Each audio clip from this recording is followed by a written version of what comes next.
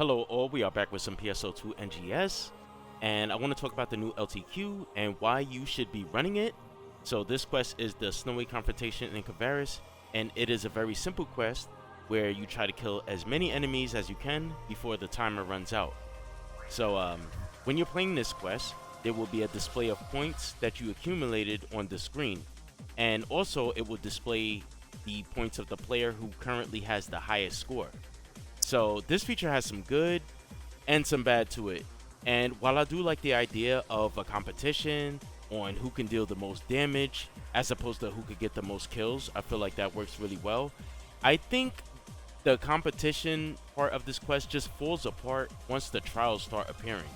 Because you'll hear Rand say, there's a new enemy presence detected, and then those crystal Kvaris bombs will start appearing, and you pick up like those yellow gems and throw it at them to cause the explosion, and you just get a ridiculous amount of points. Like, I'm seeing times where like somebody with all decim armors breaks the crystals open and they have like 3 times the amount of points that I have. So I think that part just ruins it. I'm really not a fan of that, because I think before those trials comes up, it's actually pretty exciting seeing the leader constantly change, because we're all like fighting over the points and stuff like that.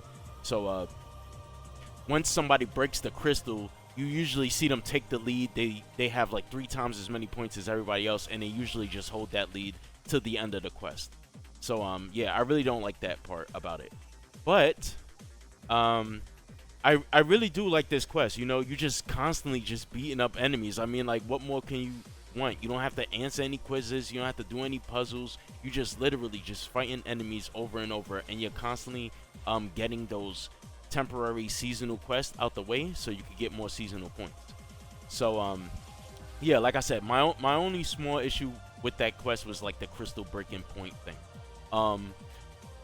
Another small issue that I have is that this quest is not all ship matchmaking, so you'll only be paired up with people who are on your ship, and the K times could be, you know, much more longer because of this. And also, when you leave the quest, like when you abandon the quest, which is what I like to do immediately so I could quickly get back into the next quest, it actually keeps you in a party since it's not all ship matchmaking. So that's like a small issue that I have with this quest. Otherwise, I think that this is really good. This is one of my favorites so far, especially because of the drops that you get. So while I was grinding this quest, while constantly waiting for 7 other people to join, I just decided that I was going to start running this solo. So I started running this quest solo, and it was pretty smooth since all the enemies are scaled to the player count, and since you're the only one, the enemies are much weaker. However, there is a small issue where sometimes you'll have like enemies on one side will just stop spawning, and then you have to use that trampoline thing to go to the other side and kill some enemies over there. So I recommend getting at least one friend, so you could be on one side and they could be on the other, and you know, you could clear a lot of runs that way, and you don't have to spend all your time waiting for other people to join the quest before you start. Also, when you run the quest like in a private room, the timer before the quest starts is like 5 seconds, as opposed to like, you know, half a minute or something when you're doing it in the public room. So I want to talk about the most important thing about this quest, and that is the drops. The drops in this quest are very good.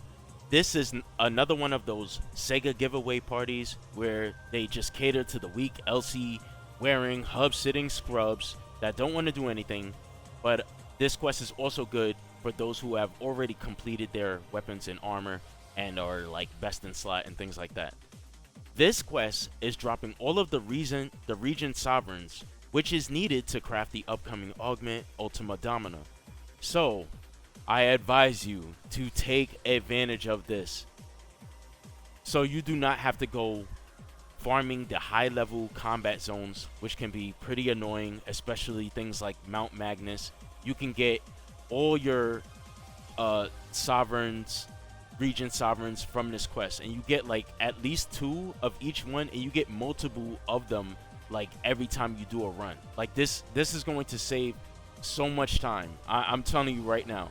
So you also get a lot of special scratch tickets from this, which you can use to get a lot of star gems. I've gotten like 2,000 star gems in one session of playing this because of all the special scratch tickets and all the vouchers that you get to make the seasonal scratch tickets. And also the seasonal scratch tickets can drop as a whole. Other drops in this quest are the Dreadkeeper 5, which is, you know, a pretty annoying augment to farm. And you get like at least like 5 of them every run.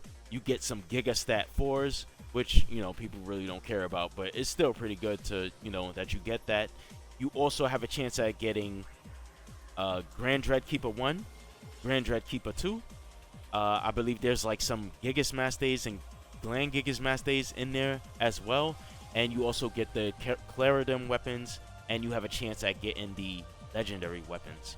So all the drops in this thing is really good. And like I said, you get a lot of seasonal points. So if you already bought out everything in the shop, you could just use those seasonal points to exchange for grinders and then, you know, convert that to cash. So you're getting everything in here. You're getting materials for the upcoming augment. You're getting a lot of star gems, and you're getting a lot of cash.